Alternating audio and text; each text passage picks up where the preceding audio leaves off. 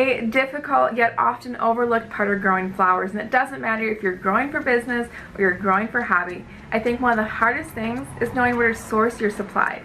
I mean, it can feel sort of intimidating because you want to know that you're getting a great deal and that you're also getting good quality supplies. And so in this video, I want to break down where I purchase everything that I need to grow cut flowers, starting from where I buy my seeds and working my way up to where I buy all of my garden supplies.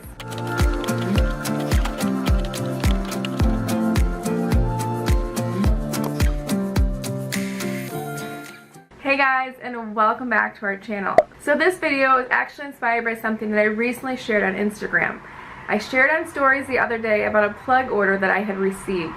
Now I always like to order Lisianthus and some harder to germinate flowers like poppies, and I like to receive that order early in the spring. And so I shared about a recent delivery, and about a dozen people reached out asking me where I source these plugs from. And it got me thinking that a video like this, where I share some of my favorite suppliers, it might be helpful if you're looking for supplies for your own cut flower garden. Now I do feel like I have to preface this video by saying that obviously there are way more suppliers available than I will mention within this video. I'm just sharing my experience and what has worked for me with buying cut flower supplies. If you use a company that you like, then by all means, stick with them. Personally, my strategy, if you even want to call it a strategy, is that when I'm looking for cut flower supplies, I really prefer to buy local when I can because it saves me money on shipping. And I also like to order from as few suppliers as possible because it just simplifies everything. So let's start with the most basic of supplies for any flower garden, and that is seeds. The majority of my seeds for the year, they either come from Johnny's Selected Seeds or Floret. I like buying from Johnny's because they have a great selection of cut flowers. Everything from foliage to fillers to some really great focal flowers. And they're available in quantities that really suit my needs. I mean, you can order a single packet all the way up to thousands of seeds at a time. And they're always adding new varieties into their lineup, and I love having new and different options to choose from each season.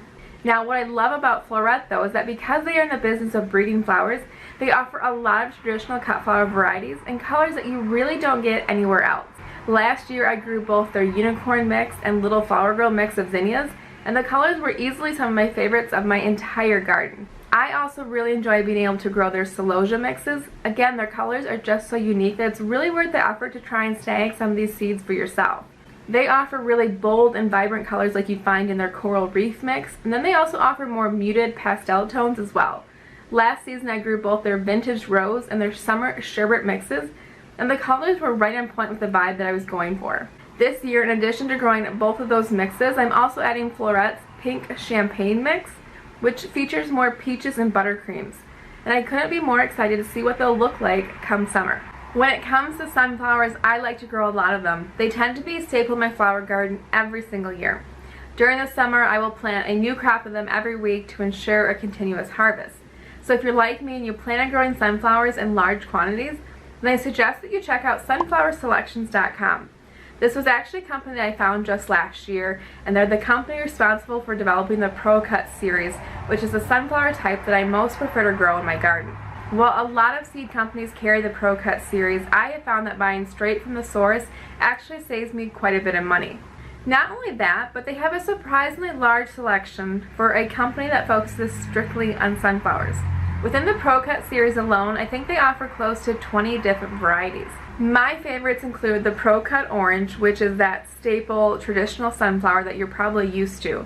We also grow a lot of the Pro Cut Plums, and the Pro Cut Gold. It's a fun take on the standard sunflower because it has some really beautiful light green centers. I mean, it's the perfect summer flower in my opinion. Again, I want to emphasize here that this is a short list of seed suppliers. I have also ordered seeds before from Park Seeds, Renee Gardens, Botanical Interest, Harris Seeds, and Burpee, and I've had great experiences with all of them. But for me, I just prefer to keep the number of seed orders that I place to a minimum. Okay, moving on. Now when it comes to seed starting supplies, I won't go into too much detail here, only because I already have a separate video dedicated all to how I grow seedlings in my house without a greenhouse. And many of the supplies that I use for seed starting, they're linked within that video. I will share that the wire rack that I use for seed starting and the LED shop lights, they're both Amazon purchases, and I'll link them below if you're interested. But again, go check out that video for how I set up my seed starting setup. We do have to talk about seed trays for a minute though. Really, anything that holds dirt, it will work great as a seed starting container. But if you're looking for something a bit more durable than a styrofoam container, seed trays, they're the way to go. I've said before that I really like using the 72 cell trays for almost everything that we grow here at Two Sisters Flower Farm. I find the cell tray size to be about perfect for being able to grow and hold seedlings until they are ready to go out into the garden. So let me share with you a quick story. When I started growing flowers as a hobby way back in 2019, I ordered my first set of seed trays and bottom watering trays off of Amazon. Honestly, I think that I just bought whichever option popped up first, and when my product arrived, I was really happy with my purchase. And because I hadn't grown anything before, I assumed that the product that I received was just sort of like, the standard for seed trays. So when I went to reorder more trays, again, I just bought the first option that popped up in my search. I didn't pay any attention at all to the specific brand. And I was definitely disappointed when my next shipment arrived because they were much flimsier trays that just didn't compare to the trays that I had originally purchased. That's when I went back through my orders and I was searching for the specific brand, and honestly, that's how I came to be such a fan of Bootstrap Farmer. Even now, as my collection of seed trays as it grows, I continue to buy from Bootstrap Farmer because I know that those trays will last me for quite a few years. I will say that their trays, they're a bit more expensive than others that you find in the market. You can probably expect to pay at least $1 or $2 more per tray, but in my opinion, it is completely worth it just because they hold up so much better than anything else I've ever bought. Now, there are definitely seasons where money is tight or that I need a larger quantity of trays and I'd rather use a less expensive option. And in those instances, that's when I order from Greenhouse Megastore. I really appreciate their low prices. They have fast turnaround. I mean, I usually receive my order in just a day or two. And I just enjoy having a budget-friendly option available, especially if you're trying to scale. Okay, I'm going to interject here for a second and really show you what I'm talking about when it comes to differences in seed trays. So I picked up two different seed trays. This one happens to be a 50 cell seed tray versus this one, which is a 72. But what I really want to show you is this is a Bootstrap Farmer tray versus a different brand. Now this Bootstrap Farmer tray, it lays pretty level, it holds its shape, and it's really a little bit difficult to show you the true strength of this tray empty. But once this tray has weight to it, once you fill it with soil and it has seedlings inside, it still retains its shape. I can take this tray and put it inside a bottom watering tray just fine, versus something like this, which is a little bit of a more inexpensive tray. Again, it holds soil just fine and it will hold its shape. That's not the problem. The problem for this tray comes when I try and put soil and seedlings inside. It just doesn't have that same strength to really hold the seedlings well. And so when I take this tray and transfer it into a bottom watering tray, what tends to happen is the tray will buckle under the weight of the seedlings. Here you can see already that this tray has a crack in it. I know I haven't had this tray for more than 1-2 seasons at most. So while this tray works great, I just know that I'm going to need to replace this tray much sooner than any of my Bootstrap Farmer trays. Now again, there's no right or wrong seed tray to buy. I encourage you to buy what you like, what you prefer, what fits within your budget. They all work rather similar. It's just a little bit different in their strength and their quality. Now, if seed starting, if it's not your thing, let's talk about plugs, which was the whole inspiration behind this video. The plugs that you have seen me share on social media, they all come from Farmer Bailey. And the great thing about Farmer Bailey is that it's a company that's open to the public. You don't have to be a wholesaler to purchase from them. There's no minimum requirements, which is perfect for someone like myself that is growing on a small scale. The only requirement is that you have to order 3 trays. You can mix and match those trays with any of the flower varieties that you want, but they require 3 trays because that's how many trays it takes to fill a box. And having a full box, well, that's important because it keeps your plants snug and it protects them from damage that they would otherwise receive during the shipping process. It's sometimes crazy to think about, but you can really get great quality flower starts easily delivered to you straight in the mail.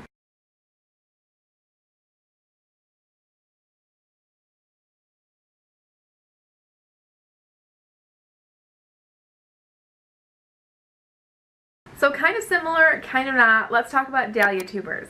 We all know that dahlia tubers can be a bit of an investment, especially up front. And you may be tempted to search for the cheapest tubers available, but let me maybe change your view on dahlia tubers here quick. So a flower farmer friend of mine once compared dahlia tubers to a sourdough starter. And he said that once you have them, as long as you care for your dahlia tubers, kind of like how you care for a starter, then you're always going to have them.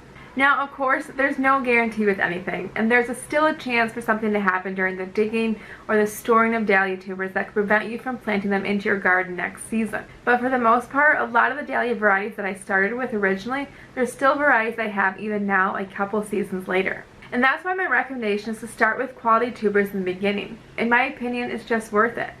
And one of the best places to find quality tubers is often from flower farmers themselves. People who are actually growing dahlias know exactly what it is that their customers are after. Again, I'm going to suggest that you buy local if you can. One of my favorite sources of dahlia tubers here in West Michigan is Hudsonville Dahlia Farm.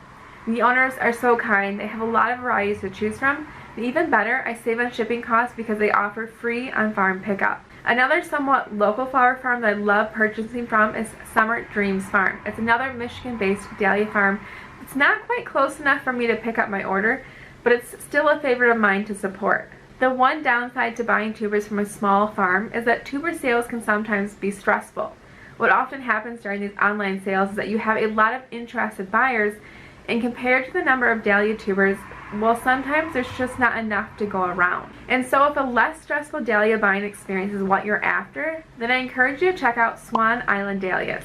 If I'm not mistaken, I believe that Swan Island is actually the largest grower of dahlias here in the United States. They have an absolutely unbeatable selection of dahlia tubers to choose from, and again, they provide really high quality tubers. I've always had a really good experience purchasing from them. Kind of along the same lines as dahlia tubers are both bulbs and corms. So here we grow spring flowering bulbs, primarily tulips and daffodils, and then this year we're trying our hand at ranunculus and anemones, which we are growing from corms. This is our 4th year, and it's truly my first year that I'm ordering enough quantity where it's worth it to me to buy from a wholesaler. And so this year we're purchasing through ADR Bulbs, Leo Burby, Netherland Bulb Company, and Bulb Seed Company. And so far, I've had a great experience with all of them. Now, I know that this information, it doesn't help a lot of home gardeners, so I will say that I have bought bulbs retail before through Brent and Becky's Bulbs. I love the varieties that were available, and the price was really affordable too. But also, be aware that bulbs and corms, they're probably another good product that you could potentially buy from a local flower farmer if you happen to have one near you. A lot of growers that I know, they sell many of the same varieties that they're growing in their own gardens to their local communities, but in much more approachable quantities. I know here at Two Sisters Flower Farm, we'll actually have a bulb sale in the fall, and we're really looking forward to the opportunity to share with our community a lot of the fancier types of tulips and daffodils that you might not find at your local garden centers. So let's move on to garden supplies. I'm going to say it quite a few times during these next few categories, and I know that I'm going to sound like a broken record, but it's true. Most of our garden supplies are things that I source locally. And again, the reason for this is it's a money saver. I don't like to pay freight costs unless I absolutely have to. So the first item that I'm sometimes asked about is our weed barrier. We use a mix of plastic and fabric mulch in our garden. We use plastic mulch because my grandparents, they used to have a mulch layer on their farm, and it has since made its way to our flower farm where we've been putting it to really good use. So I'm just trying to make do with what we have. Honestly, the plastic mulch, it works great for us. However, there are certain parts of our garden that I need ground cover all winter, like where our fall planted hardy annuals are planted. While I've never tried to keep plastic mulch on the ground all winter long, I'm under the impression that it wouldn't overwinter well, and so on those flower rows, I tend to use fabric. I've always bought the Sunbelt brand, and I've purchased it from our local co-op before. I've also bought it off of Amazon and from Farmer's Friend LLC. Again, it just depends on what works easiest for you. So we use drip irrigation in our flower field, and while I don't often share a lot about it on social media, mainly because it tends to be covered all season long and I simply forget about it, having drip irrigation water our flowers has been a real game changer. All of our irrigation supplies I get from a Michigan-based company called Trickle Ease. Again, it's what works for us. I do have many flower friends who have purchased through DripWorks and they have enjoyed their experience. So that might be an option too if you're looking for something that's a little bit closer to where you live.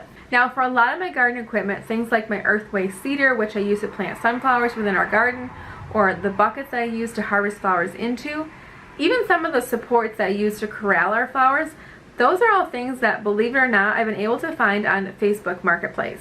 I love finding a good deal from other local gardeners who are getting rid of the equipment that they're no longer using. A lot of times I'm able to save quite a bit of money, and a lot of the products are actually in really good shape, so it's worth it to me to make it a habit to scroll through my Facebook Marketplace or Craigslist regularly so that I can catch a good deal when it comes about. Speaking of buckets, I know someone's going to ask about the black floral buckets that I have.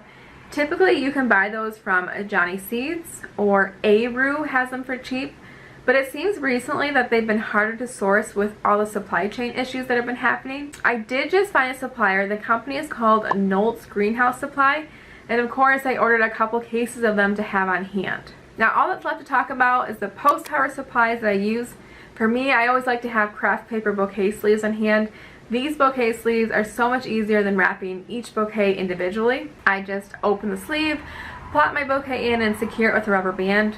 I've always purchased these from Aru. They have a lot of different sizes to choose from, and if you're unsure which size will work best for you, you can request a sample kit so that you can see all their sizes in person.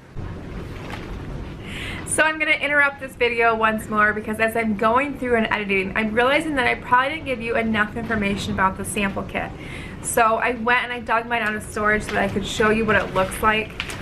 This is what you get when it arrives in the mail. And inside is all the bouquet sleeve samples. Now this is the craft paper bouquet sleeve sample kit. Whew, that's a mouthful. But they do have other options available, including clear plastic if that's something that you prefer. So definitely choose which option that you're after. But as you can see, it starts with the really small bouquets and it just works its way up to the larger sizes. I think this is a really good tool to have for reference. So as you go through the season, you can see what different sizes that you need. Now, I believe that the sample kit, and it's been a while since I ordered one, I believe it costs you about $10 to have them ship it to you.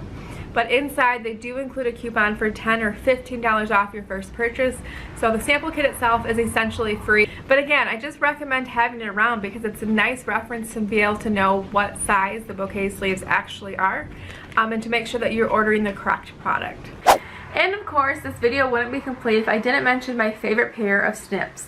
Any flower farmer will tell you that the right pair of snips makes a huge difference when you're either harvesting or arranging bucket loads of flowers. Personally, I like the ARS needle nose snips. They work great and are so comfortable and lightweight to hold. I won't use anything else during the season. Okay, that list, it felt a little long, but there you have it. All my favorite cut flower garden suppliers. If there's something that I missed that you'd like a recommendation on, please leave it in the comments below and I'll be sure to respond there. Otherwise, I just want to say thank you so much for watching this video. If you would, we'd really appreciate it if you give it a thumbs up and hit that subscribe button down below. Thanks again for tuning in, and as always, I will see you in the next video.